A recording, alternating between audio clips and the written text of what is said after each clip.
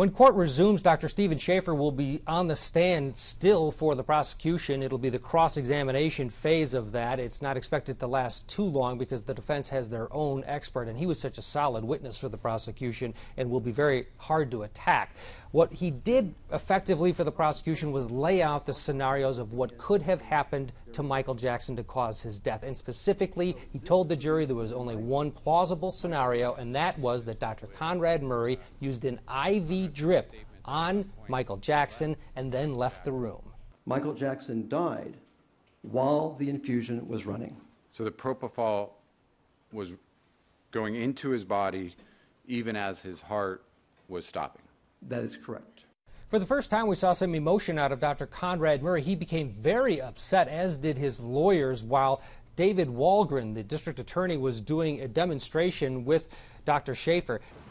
Does this contain? Walgren unpeeled a sealed handle, a plastic handle, on top of a very important piece of evidence, the bottle of propofol that the state alleges was used to deliver the fatal dose to Michael Jackson. Walgren unsealed it, a previously sealed plastic little handle, and put it up on an IV stand.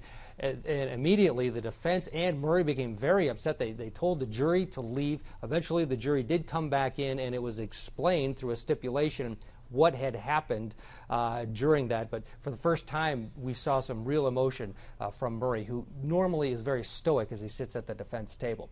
What we expect now is for the defense to start their case at some point after court resumes in the morning here. They'll start with Schaefer on cross-examination. That shouldn't take too long, but we do expect the state to, or the defense rather, to start its case at some point after court resumes.